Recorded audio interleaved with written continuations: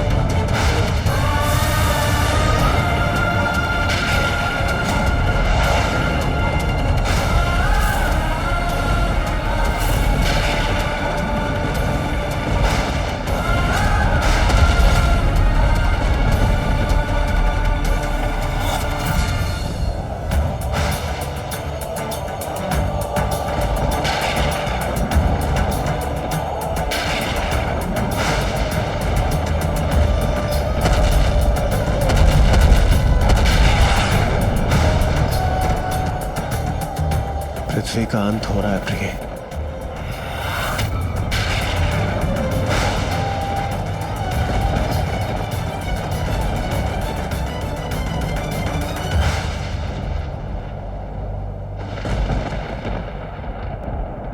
स्वामी, हमें ज्ञात तो था ही कि ऐसा ही होगा। माता श्री महाकाली का ये निर्णय हमें स्वीकार है,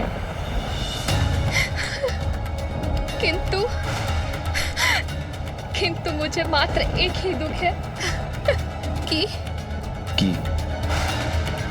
कि कुछ अंतराल के लिए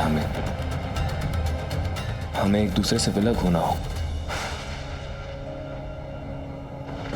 किंतु स्वामी,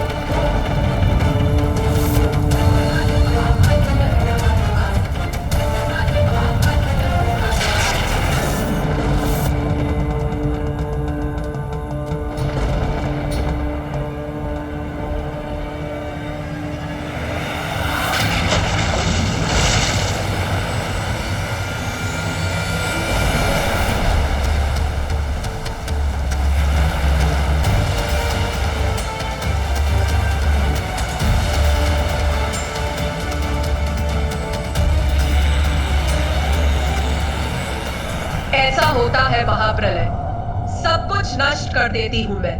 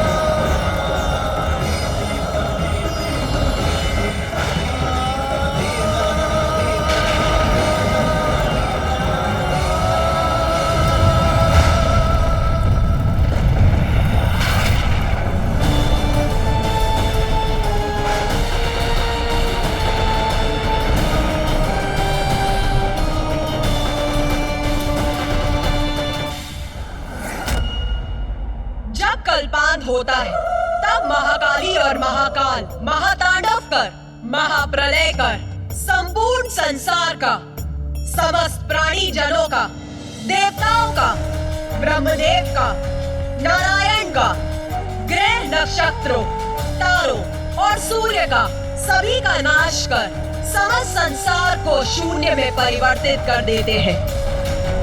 और उसके बाद मैं पुनः एक नवीन संसार की रचना करती हूँ और फिर मैं अपनी महाविद्या रूप धारण कर पुनः संसार के पालन में जुट जाती हूँ।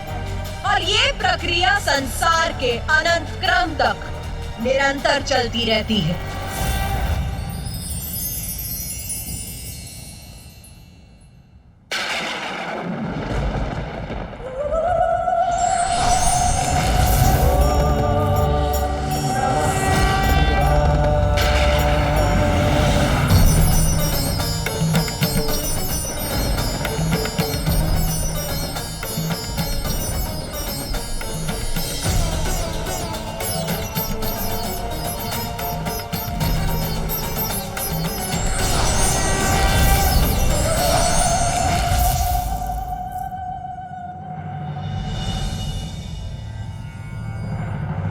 माता, आपकी ही अनोखी लीला आपके ही श्रीमुख से सुनकर हम कृतार्थ हुए।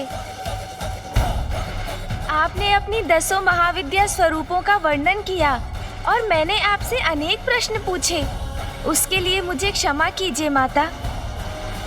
किंतु जो भी आपकी लीला का साक्षी बना वो धन्य हुआ माता। और अब ऋषि मार्कंडे आपके स्वरूपों की महिमा विस्तार से लिखेंगे। जब माँ में परिवर्तन आने लगा तब मैं बहुत चिंतित हुआ था।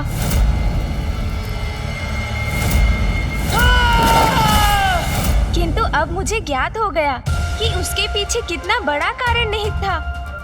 इसलिए अब मैं शांत हूँ माता।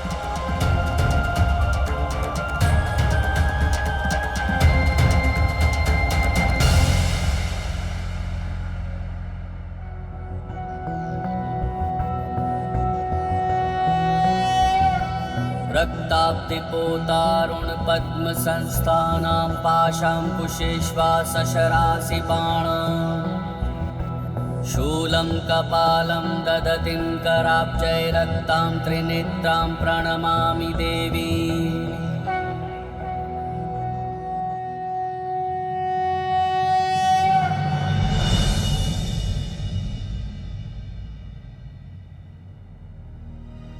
किंतु माता, एक प्रश्न तो अभी भी शेष है।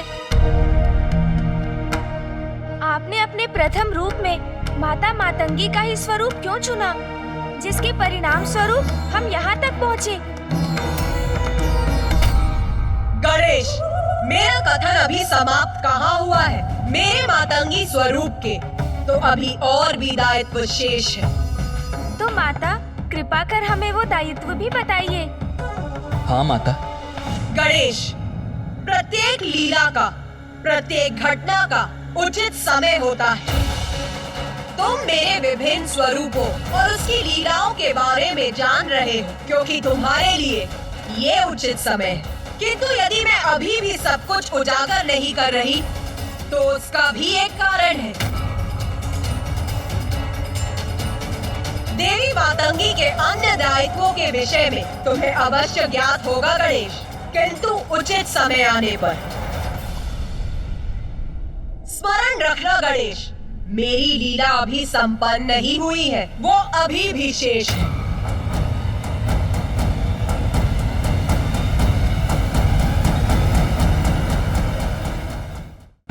माता, आपके श्री मुख से दिव्य, रोचक और मनमोहक लीलाओं के वर्णन का श्रवण तो हमारा परम सौभाग्य है। हम सभी की तो यही इच्छा है कि आप हमें इसी प्रकार अपनी कथा सुनाकर हमें कृतार्थ करती रहें और हमें सदैव ये आनंद प्राप्त होता रहे। सत्य है, माँ की कथा तो अपार आनंद का स्रोत है। तो सुनो पुत्र, मैं ही अपनी महाविद्या स्वरूपों को धारण कर अपनी लीला से संसार का सृजन, पालन और संहार करती हूँ। ये तो तुम्हें ज्ञात हो ही गया होगा। और ये भी सत्य है कि मेरे भिन्न स्वरूपों के रहस्य और कथा जानने हेतु आप सभी यहाँ एकत्रित हैं। मैंने ही पुत्र मार्कंडे को मार्कंडे पुराण की रचना हेतु यहाँ बुलाया है और मेरी ही इच्छा से ऋषि दुर्वासा का कैलाश पर आगमन हुआ ताकि उनका क्रोध मेरे मातंगी रूप के प्रकट होने का कारण बने। अपने भक्तों के प्रति आपका यह कैसा अनुचित व्यवहार है महादेव? यदि ऐसा है तो आप किसी निर्जन स्थान पर वास क्यों नहीं करते जहां निर्विघ्न आप एक दूसरे में रमे रह सके? माता, मैंने अपने क्रोध के अतिरेक में आपको और महादेव कितने कठोर वचन कह डाले, जिसकी ग्लानि मुझे सदैव रहेगी। माता, मैं आपसे पुनः क्षमा मांगता हूं। हमें क्षमा कर दीजिए माता, क्षमा कर दीजिए। किंतु ऋषिवर, आपका ये कथन कि आपका क्रोध सदैव संसार की भलाई का कारण बनता है सर्वथा सत्य था और इस बार भी ऐसा ही हुआ। ऋषि दुर्वासा, आपका कार्य अब यहाँ संपन्न हुआ। अब आप अपने आश्रम प्रस्थान कर वहाँ तप और ध्यान कीजिए। जो आज्ञा माता। ब्रह्मदेव, नारायण, देवगण, आप भी अपने लोक लौटकर वहाँ की शोभा बढ़ाइए। जय माता श्री महाकाली।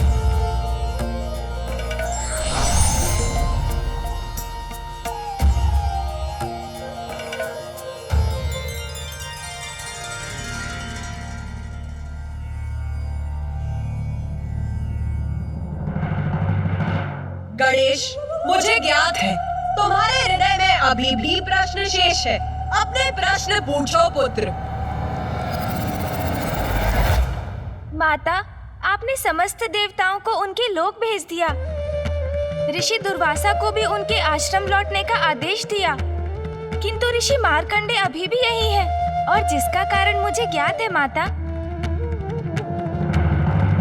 तो कहो, क्या है तुम्हारे अनुसार उनके यहाँ होने का कारण? माता, मार्कंडे पुराण की रचना के लिए तो उन्हें आपकी संपूर्ण लीला ज्ञात करनी होगी ना? तो अभी आपका ये रहस्य उजागर करना तो शेष ही है कि आपने सर्वप्रथम देवी मातंगी रूप क्यों धारण किया। गणेश जी का कथन सर्वथा उचित है। मुझमें माता की लीला के इस रहस्य को लेकर जिज्ञासा अभी भी शेष है। माता, आपने अभी तक हमें ये भी नहीं बताया कि आपको देवी मातंगी और पिताश्री को मातंग रूप क्यों धारण करना पड़ा, और फिर देवी मातंगी से माँ कौशिकी और स्वयं आप श्री महाकाली का आविर्भाव भी तो हुआ।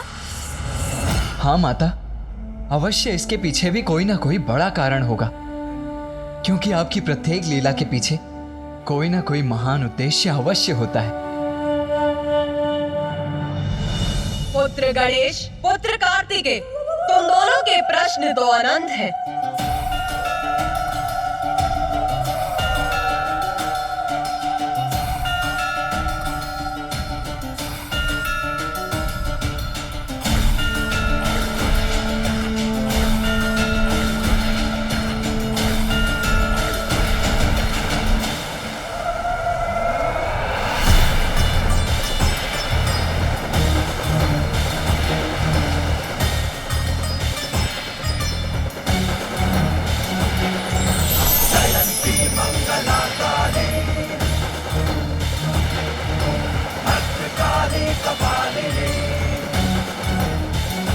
हमारे प्रश्न अनंत हैं, क्योंकि माता की लीला अनंत है। अद्भुत है माता का ये दिव्य जल सिंहासन।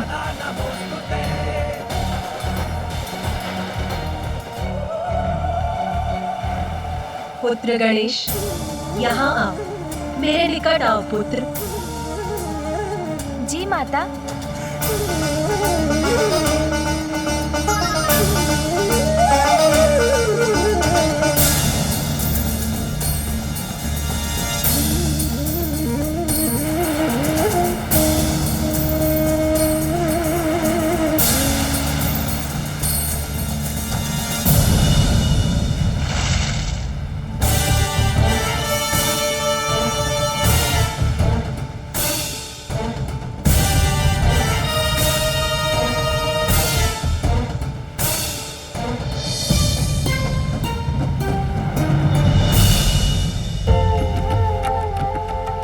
माँ की अनंत कृपा से संतान सदा कृतार्थ होती है। धन्य है श्री महाकाली, धन्य है माता। पुत्र, माँ,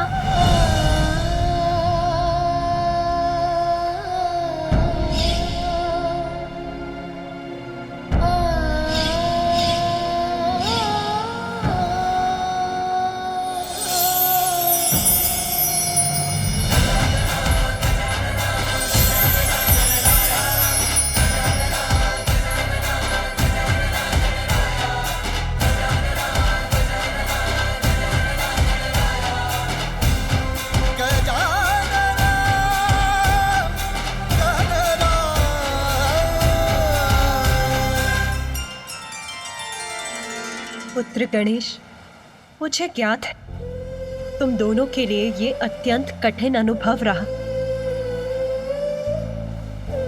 किंतु अपने पुत्रों से दूर रहना तो मेरे लिए भी कष्टप्रद है।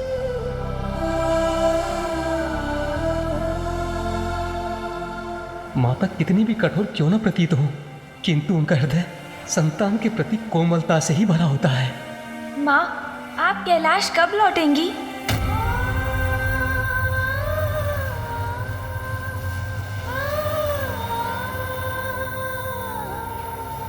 पुत्र गणेश, मैं तुम्हें तुम्हारे इस प्रश्न का उत्तर ज्ञात करने की शक्ति प्रदान करती। ये क्या कह रही है माँ? तो क्या वो अभी कैलाश नहीं लौटेंगी? तुम्हारे सभी शेष प्रश्नों के उत्तर मेरे इस स्पर्श में निहित है पुत्र। पुत्र गणेश, तुम अपने नेत्र बंद करो।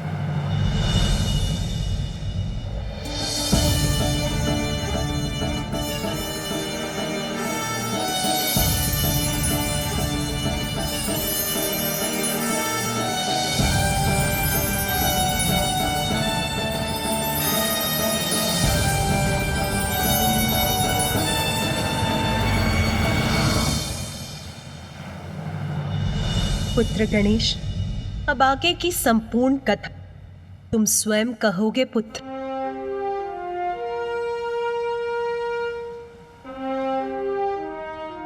आगे की कथा का समस्त ज्ञान मैंने तुम्हें प्रदान किया पुत्र।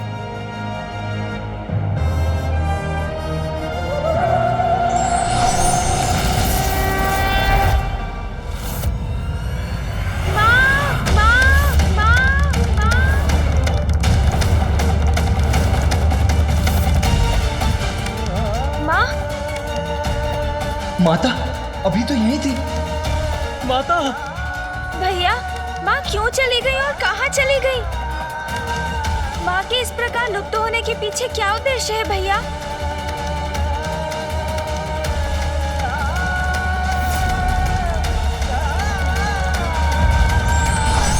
परम शक्ति अपनी लीला से हमें ज्ञान ही नहीं देती, अपितु आगे का मार्ग भी बताती है। इसे समझने की आवश्यकता है।